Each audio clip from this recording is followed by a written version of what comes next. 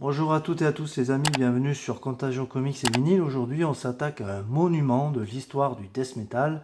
J'ai nommé l'album Scream Bloody Gore, le premier opus du légendaire groupe Death. A tout de suite.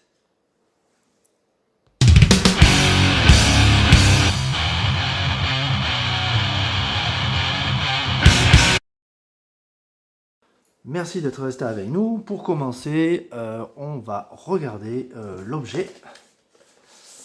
Hop, sur tous ses côtés. Alors voilà, c'est réédition de temps de réédition de 2016. C'est une version Custom Butterfly with Splatter, une édition européenne. Donc voilà, réédité par Relapse. Hop, on regarde.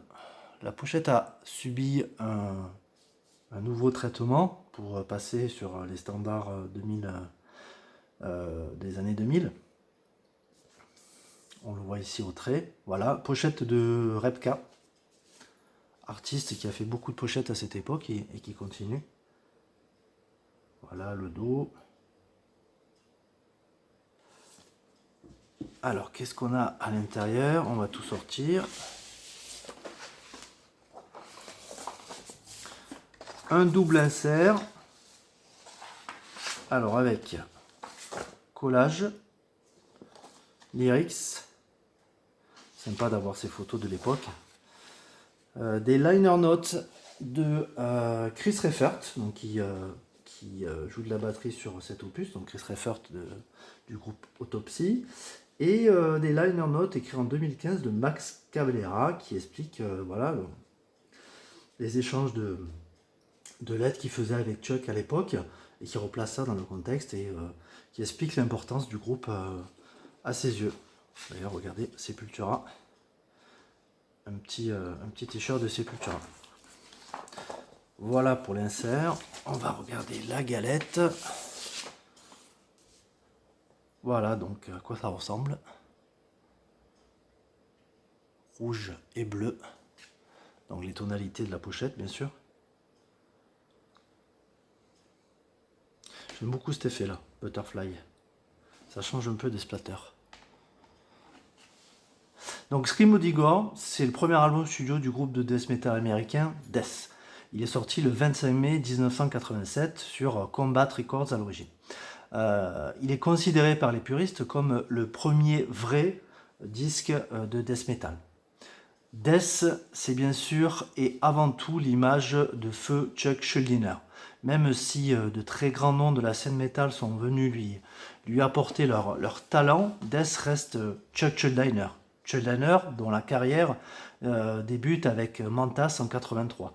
Rapidement renommé Death un an plus tard. Sur cet album, Chuck fait pratiquement tout. Non seulement il compose, mais il va aussi enregistrer guitare, basse et chant. Épaulé à la batterie par un nom de référence, comme je le disais tout à l'heure, dans la scène Chris Reifert du groupe mythique Autopsy. Death, c'est primitif, sale et ultra agressif. En 87, c'est violent et ça présage de la violence dans le métal qui va se développer jusqu'au milieu des années 90. Death, c'est l'amour du riff, celui qu'on se rappelle, qu'on veut jouer si on est guitariste.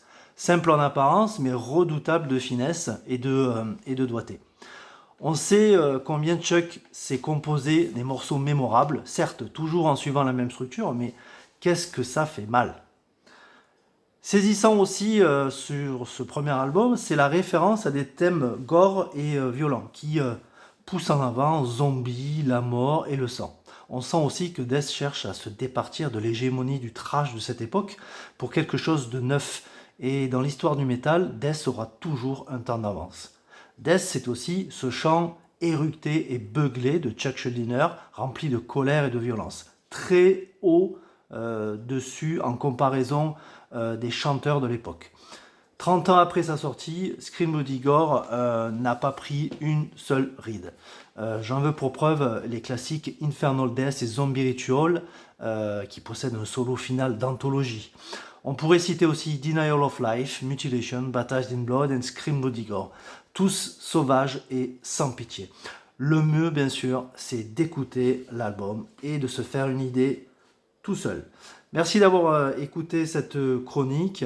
Si vous avez aimé la vidéo, cliquez sur j'aime et abonnez-vous à la chaîne pour de nouvelles chroniques. À très vite.